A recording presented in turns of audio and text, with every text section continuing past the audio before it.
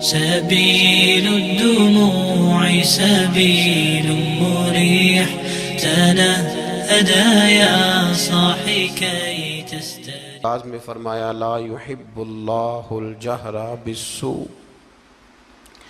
فرمایا بے شک اللہ پسند نہیں کرتا کہ بری بات کا اعلان کیا جائے، عیب اعلانیہ بیان کیے جائیں، اللہ اس کو پسند نہیں کرتا۔ من القولی، کسی بات میں سے بھی کوئی ایسی بات کی جائے، کوئی ایسا قول بیان کیا جائے جو برا ہو، اللہ اس کو پسند نہیں کرتا اس کے اعلان کو۔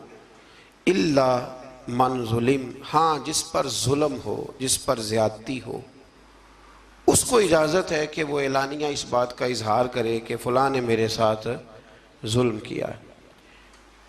آیت کے پہلے حصے میں اس بات کی طرف اشارہ فرمایا گیا ہے کہ بلا وجہ کیا سرانیوں پر اور بدگمانیوں پر بری باتوں کا اعلان نہ کرو، بلکہ اگر اس بات کا تعلق معاشرتی طور پر لوگوں پر نہیں پڑ رہا اور کسی شخص کا وہ ذاتی فعل ہے اور اس کی اس غلطی کا تعلق اس کی ذات کے ساتھ ہے، تو پھر تو حضور نے پردہ پوشی کا حکم دیا ہے۔ فرمایا اگر تم کسی مسلمان کی پردہ پوشی کرو گے تو اللہ قیامت کے دن تمہاری پردہ پوشی فرمائے گا۔ اور ایک حدیث مبارکہ میں یہ بھی ارشاد فرمایا کہ کسی کا ایک عیب دنیا کا چھپا دینا، رب کریم تمہارے 70 عیبوں پہ پردہ ڈال دے گا۔ لیکن الا من ظلم، جس پر ظلم ہوا ہو، جس نے زیادتی سہی ہو، اور پھر اس کو یہ پتا ہو کہ اگر میں یہ ظلم سہوں گا تو یہ ظلم آگے بڑھے گا اور لوگ بھی اس ظلم کا شکار ہوں گے، تو پھر وہاں خاموش رہنے کا حکم نہیں ہے، وہاں بات کرنے کا حکم ہے، وہاں اظہار کرنے کا حکم ہے، وہاں اعلان کرنے کا حکم ہے۔ وہاں میرے رسول کریم علیہ السلام نے فرمایا افضل الجہاد کلمۃ الحق عند السلطان الجابر، فرمایا سب جہادوں میں افضل جہاد یہ ہے کہ تو ظالم بادشاہ کے سامنے کھڑے ہو کے سچی بات بیان کر دے۔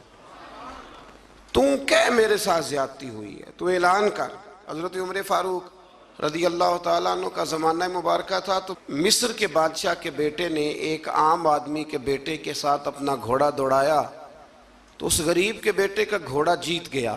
بادشاہ کے بیٹے کو سبکی محسوس ہوئی، تو اس نے اس غریب کے بیٹے کی پشت پر کوڑے مارنے شروع کیے، بہت زیادہ کوڑے مار کے اپنے حسد کی اس جلن کو، آگ کو ٹھنڈا کیا۔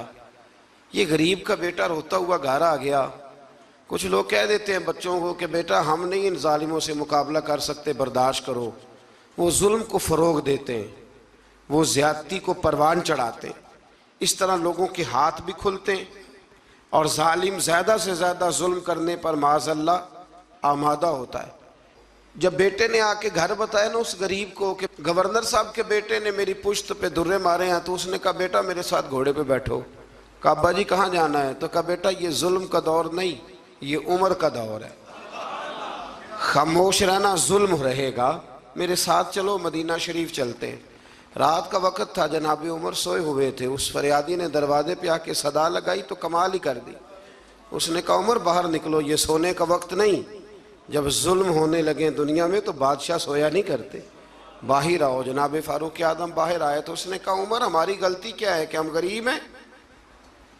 غلطی یہ ہے کہ ہم تنگ دست ہیں، مجبور ہیں، دیکھو میرے بیٹے کی پشت کا کیا حال کیا۔ حضرت عمر نے اسی وقت بندے دوڑائے، فرمایا پکڑ کے لاؤ گورنر کو بھی اور بیٹے کو بھی۔ دونوں باپ بیٹا آئے تو کہا بیٹا جب اس نے تیری پشت پر درے مارے تھے تو اکیلا تھا؟ کہا ہاں۔ فرمایا اب تو سارا دربار سجا ہے نا، تو سب کے سامنے درے مار۔ بیٹے کو درے لگائے اور گورنر صاحب کے لیے حکم جاری کیا کہ ان سے شاہی لباس اتروا کے نا تو انہیں بوریے کا لباس پہناؤ، آج کے بعد گورنر ہی نہیں کریں گے، اونٹ چرایا کریں گے۔ لوگوں نے کہا حضور گورنر صاحب کا کیا قصور ہے، غلطی تو بیٹے کی تھی۔ فرمانے لگے اسی کا تو قصور ہے، اسی نے تو اس کے دل میں یہ بات ڈالی ہے کہ تو گورنر کا بیٹا ہے۔ کس نے اس کے دل میں یہ بات ڈالی کہ تو گورنر کا بیٹا ہے؟ ظلم کو فروغ ان لوگوں نے دیا ہے جو ظلم سہنے لگے، ظلم کو فروغ ان لوگوں نے دیا ہے جو مہنگائی پر خاموش رہتے۔ دنیا میں قتیل اس سا منافق نہیں کوئی جو ظلم تو سہتا ہے بغاوت نہیں کرتا۔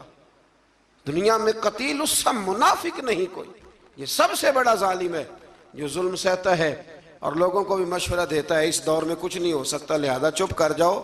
کوئی ایک تو بولے گا نا. یار میں حیران ہوتا ہوں کبھی کبھی، یعنی زمانہ بیت گیا نا ہمیں یہ کہتے ہوئے کہ پاک چین دوستی زندہ باد، اور اس نام پر ہم نے چینیوں کو عام ویزے دیے اور بغیر کسی تفتیش کے ان کو ہم نے پرمٹ جاری کیا یہاں آنے جانے کے، اور انہوں نے یہ حال کیا ہے کہ بیسیوں کے حساب سے ہماری بیٹیاں لے جا کے بیچنی شروع کر دی. کدھر گیا ہمارا سفارتی موقف اور کہاں گیا ہمارا وہ ویژن جس میں ہم کہتے تھے ہم برابری کی بنیاد پر لوگوں کے ساتھ وقت گزاریں گے؟ یہ برابری کی بنیاد ہے، یہ برابری کی بنیاد ہے. اور ٹی وی روز خبر بریک کر دیتا ہے کہ 2 بچیاں اور سامنے آ گئی ہیں جن کے ساتھ یہ ظلم ہو رہا ہے. حکومتی نمائندوں میں سے کسی نے آگے بڑھ کے بات کیوں نہیں کی؟